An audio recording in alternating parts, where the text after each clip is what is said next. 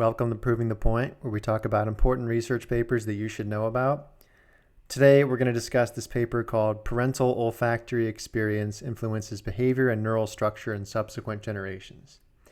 And what they did in this paper is they took mice and they exposed them to a smell that they weren't familiar with, and then they shocked the mice every time they exposed them to that smell to basically make the mice afraid of that smell. And then they looked at the offspring of those mice, and they found that even though the offspring had never been shocked in exposure to the smell, they were basically inherently more afraid of that smell. Okay, so this showed that a learned response to the smell in the parents could lead to an adaptive response in the offspring, where they were afraid of something that their parent learned to be afraid of.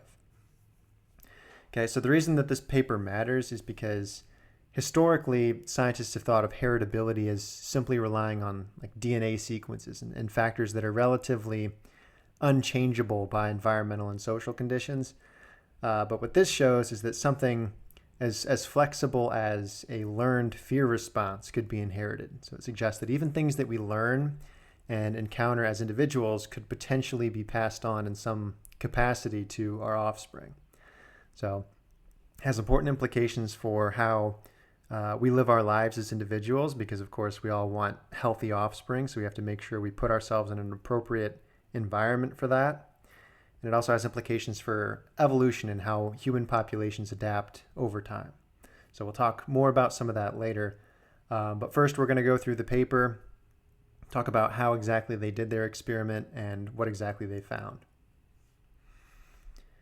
Okay, so before we get too far into this paper, you need to be familiar with some general terminology. So first of all, when you see the term F0 mice, that's referring to the generation that's like the parental generation, the initial parents. So these mice were exposed to the environmental stimulus, which again, in this case, that was a novel smell that they then paired up with an electrical shock. Okay, so that's the F0 mice, the parents. F1 just means the generation after that, so that would be the children of the F0 mice. And then F2 is the generation after that, so that would be like the grandchildren of the F0 mice. Okay, but basically what they found here is that the learned response to the smell, that could be transmitted all the way up to the F2 generation, so down to the grandchildren of these mice. Okay, and I don't believe they looked further than that, so it's not exactly known how far this adaptation gets passed in this mice lineage. Okay, so again, it's a very interesting result because it suggests that environmental factors like even psychological factors that a parent experiences influences their offspring's psychology. And we're not going to talk about it in this paper, but this also applies to things like physical conditions. So if, for example, a parent is obese or has a metabolic disorder, that causes metabolic problems in their offspring. If an individual exercises a lot and is physically fit, that makes their offspring more physically fit. And the same thing, as this paper seems to be showing, applies to mental stimulation and psychological phenomenon. So it could be the case that, individuals who train their brains and focus on improving their cognition, they might have more cognitively fit offspring. But again, that's a little bit of speculation, but that's sort of what this paper is implying. Okay. So in terms of the method, like I said, they basically took their F0 mice, their first generation, and they took one group and left them alone, so they didn't expose them to a smell and shock them. That's these F0 home mice that they refer to throughout the paper. Okay, they took other mice and they fear conditioned them with a molecule called acetophenone. So that's just a scented molecule that they basically trained the F0 mice to be afraid of. And then in a third group, they took a different molecule, a different scented molecule, propanol, and they conditioned that third group to be afraid of this smell, again, by shocking them in exposure to the smell. Okay. After either, again, having their control group, the F0 home, or these other two experimental groups, after that, they then bred the mice with females that were not fear conditioned. So this is happening in males, the fear conditioning. They bred them with females and then looked at their F1 offspring to see how they differed in terms of their smell responses and fear responses. Okay, so that's the basic background. So we'll go into figure 1. This is showing their first major result. We're going to focus on panels A and B. So on the y-axis of these figures, on these graphs, that's basically showing their fear response to that specific molecule. So in other words, this is showing two groups, the children of the control group, so the F1 of the home group, or the children of the mice that were fear conditioned with acetophenone, okay, on the right-hand side of this graph.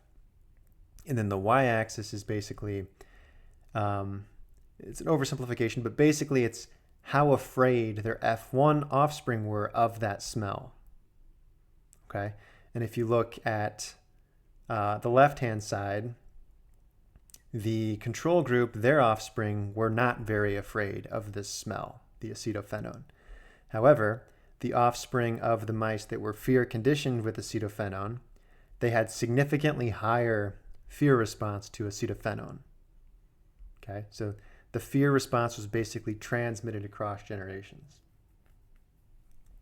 Okay, this OPS, that stands for odor potentiated startle. It basically means what they did, again, they startled these mice with a loud noise, but then paired that up with the smell and observed basically how much more of a startle was present in the midst of the smell versus in the absence of the smell. So again, the details of that are not that important for us. Just know that the y-axis is basically how afraid they are of that particular smell. Okay, if you look at panel B, that's showing how fearful these two groups are to propanol, that other smelled molecule. And what you can see, again, the offspring of the control group, they're not afraid of the propanol smell. And also the offspring of the group that was fear conditioned to be afraid of acetophenone, they're also not afraid of propanol. So the transmission of a fear response is specific to acetophenone in this group. It's not that they're just afraid of all smells more. It's specific to acetophenone.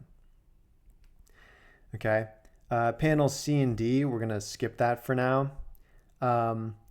They eventually use a genetically modified mouse line that we'll come back to. They use that in a future experiment, and here they're just showing that the same thing happens in those mice. Okay, if we go down to figure 2, this is basically just showing how sensitive these mice are to the smell. Okay, so again, in this case, the white bars, those represent the offspring of the acetophenone conditioned mice, so the ones that were made to be afraid of this, their offspring, whereas the black bar, that represents the propanol conditioned mice, their offspring. So they wanted to see how sensitive these two different groups of mice were to acetophenone. And this aversion index, that's basically just showing when the mice become averse to this smell, at which concentration. So along the x-axis, this is concentration of acetophenone. And you can see that when the concentration is very low, at 0.01%, neither group of mice, the offspring of the acetophenone conditioned or the offspring of the propanol conditioned mice, are very reactive to acetophenone. They don't seem to be able to detect it or be that averse to it. However, if you increase the acetophenone concentration to 0.03% in this middle part of the graph, you can see that the offspring of the acetophenone conditioned mice, they can detect acetophenone here and they're averse to it. Whereas the propanol conditioned mice, the offspring of the propanol conditioned mice, they still don't really detect it at this level. If you increase it up to 0.06, the concentration of acetophenone, you see that both groups can detect it. So what this suggests is that there's basically been a change across generations in the offspring of the acetophenone conditioned mice that makes them better able to smell and detect acetophenone. They can detect it at a lower concentration. So they have basically improved ability to smell acetophenone. Okay? And then they did the same thing with propanol. So again, they look at different propanol concentrations along the x-axis, and then the y-axis is showing the aversion of these different groups of mice to propanol. And again, at the lowest concentration of propanol that they used, neither the offspring of the acetophenone conditioned mice or the offspring of the propanol conditioned mice are really that averse to it. However, when you raise the concentration up to 0.003%, the offspring of the mice that were conditioned to be afraid of propanol, they are better able to detect propanol. Whereas the offspring of the acetophenone conditioned mice, they really can't detect it yet. Okay? So again, this suggests that if you train mice to be afraid of propanol, their offspring are able to smell propanol better. And if you condition your mice to be afraid of acetophenone, their offspring are able to smell acetophenone better. Okay, so this shows cross-generational adaptation to smell stimuli. Okay, next they wanted to look to see what's changing in the brain of these mice to influence their ability to smell. So these images here are showing like the olfactory system of these mice. The olfactory system is the part of the brain responsible for smell. And the dark lines that you're seeing, those are basically sensory neurons, which are responsible for sensing your environment, that are expressing the receptor known to detect acetophenone. So in other words, the way that the mouse smells acetophenone is there's this protein that is a receptor for acetophenone, and it's present on certain sensory neurons. And what you see here is these dark lines are basically neurons that express that receptor. So the more of these dark lines in the image, the more the mouse is able to smell acetophenone, essentially. And what's being shown in the different images is if you compare the left-hand column, the middle column, and the right column, okay, this is basically acetophenone smelling neurons in the control offspring of the control mice. And you see there's a few of those sensory neurons, but not too many. Offspring of the mice that were conditioned to be afraid of propanol. Again, there's not that many acetophenone smelling neurons. Or offspring of the mice that were conditioned to be afraid of acetophenone. And what you can see there is there's much greater density of those acetophenone smelling neurons in those mice. So again, that suggests that the parents, they became afraid of acetophenone, and somehow they passed on information to their offspring that changed their brain in a way that increased the number of sensory neurons that smell acetophenone. Okay, so again, there's a learned response in the parent that's leading to a change in brain structure in the offspring. So that's a pretty impressive result. Okay, with these other graphs in this figure, they're mostly just quantifying this. So in other words, the image is a qualitative result. There's no numerical value associated with it. Here, they've just used image evaluating software to quantify it. Okay, and indeed, they show that in the offspring of the mice that were conditioned to be afraid of acetophenone, there is a greater density of these neurons. But again, the main point from this figure is just the mice of the parents became afraid of the smell, and their offspring had more neurons capable of sensing this smell. So they were clearly adapting extensively across just one generation. and to a very specific stimulus. So a very impressive result. Okay, if we move on to figure 4, okay, what this one is showing is basically the same thing, except now the next generation, so F2. So these are the grandchildren of the mice that were initially fear conditioned. And what you see is that it still holds true. In other words, the second generation offspring of the mice that were made to be afraid of acetophenone, they're still more afraid of acetophenone than the grandchildren of mice that were not made to be afraid of acetophenone. So this adaptation has persisted across now 2 generations. Okay.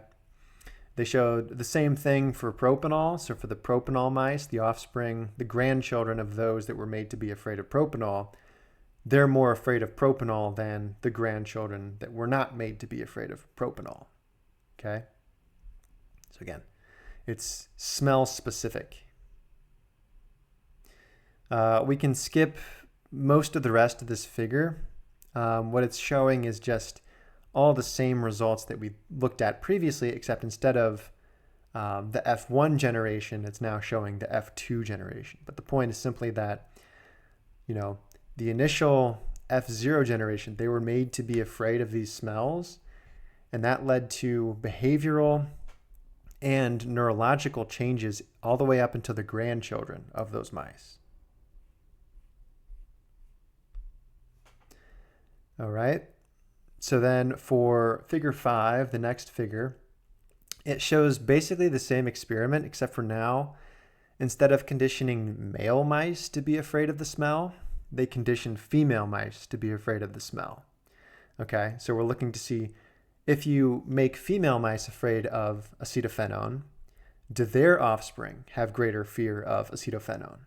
And the answer is yes. So it doesn't matter if it's the father that's made to be afraid or the mother that's made to be afraid. Either gender can pass along this fear response. Okay. And we can skip panel B, but basically they do some cross-fostering experiments to make sure that it's not due to like a difference in the mother's behavior leading to a fear response in their offspring. They controlled for that. And then we can again skip the rest of this because it's all just the same as before. It's leading to the same types of neurological changes in these mice. Okay, in figure 6, they attempt to figure out how this is happening. So how is it the case that you can make like parent mice afraid of a smell and then their offspring have entirely different brain wiring and behavioral responses to this smell? And the answer, at least the experiment that they did, is they were looking to see were there changes in the sperm of the males that were made to be afraid, because of course the sperm is what's carrying the heritable information to the offspring. And so they did something called bisulfite sequencing.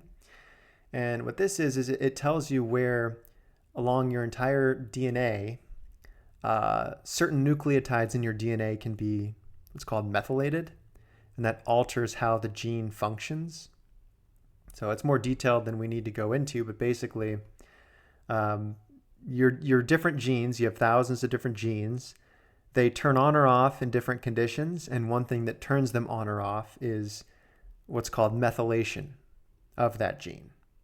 Okay? And this particular gene that they're looking at, it's this OLFR151.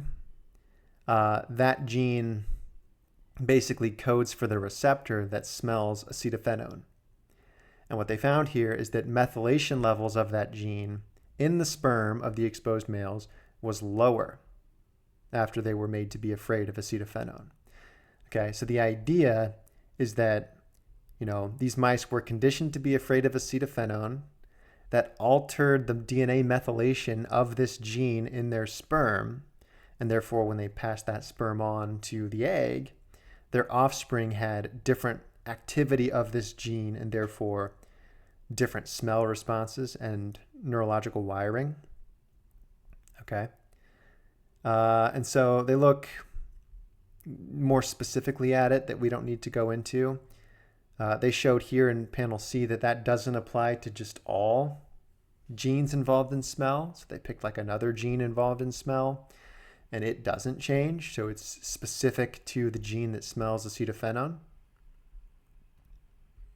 And then in panel E down here, they show that the F1 sperm have it too. In other words, when you expose the parent to acetophenone and make them afraid of it, their sperm DNA methylation changes for this gene. Okay, well, the F1 generation, their sperm are altered too, even though they never had that shock paired up with the smell. Okay, so that's the end of the paper. Again, the reason that this paper matters is because it shows that more can be inherited than just your DNA. Okay, and again, what that means in terms of the real world is that environmental factors and lifestyle factors and things like that, they can lead to heritable effects on your offspring. And you basically can set your lineage on a different health trajectory depending on how you act and what environment you were put in. Okay, so we'll talk more about that and give other examples of this in future videos. This phenomenon, by the way, it's called epigenetic inheritance. That's whenever like environmental factors lead to heritable changes in the offspring. Okay, that's in contrast to genetic inheritance, which is just, which genes and what DNA sequence do you inherit. So your genetics is relatively fixed, but your epigenetics, that's everything beyond your genes, is environmentally malleable. Okay, so epigenetic inheritance has important implications, and we'll discuss those in the future with other videos on this topic. Thank you for listening.